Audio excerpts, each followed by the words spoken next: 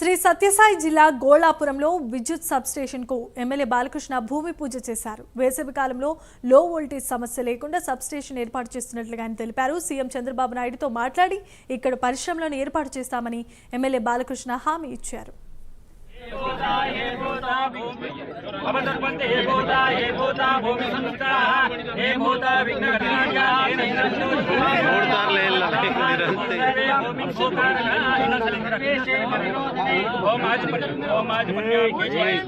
పరిశ్రమలు కూడా రావడానికి సిద్ధంగా ఉన్నాయి. కొన్ని వాటితో కూడా చర్చించడం జరుగుతుంది.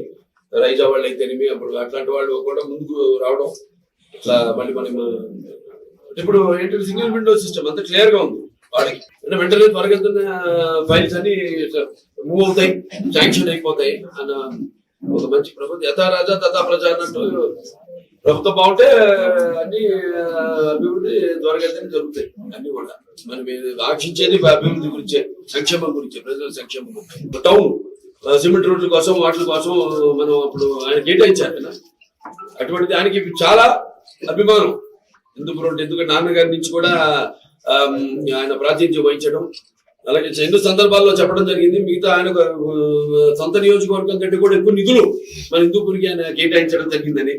అండ్ అలాగే నేను మొన్న కూడా అన్ని ఫైల్స్ అన్ని కదులుతున్నాయి.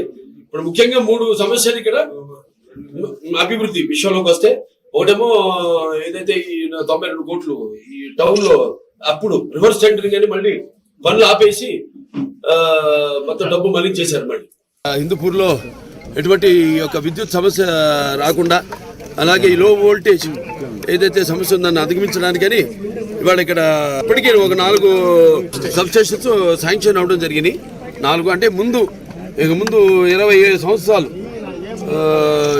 ఒక సమస్య అన్నింటినీ కూడా దృష్టిలో పెట్టుకుని ఇవాళ ఇక్కడ భూమి పూజ చేయడం జరిగింది. గోళాపురంలో ఈ యొక్క సబ్స్టేషన్ ఒక ఇది.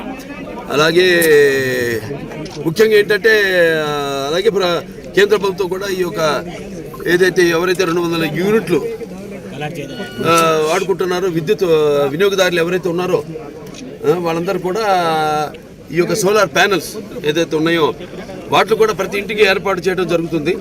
అంటే దానివల్ల ముఖ్యంగా ఏంటంటే మనకి ఏదైతే దీంట్లో ఉన్న లాభం ప్రభుత్వం మీకు 2.5 లక్షల రూపాయలు ఇస్తుంది. దాంట్లో తర్వాత ఒక 78,000 రూపాయల గరిష్ట సబ్సిడీ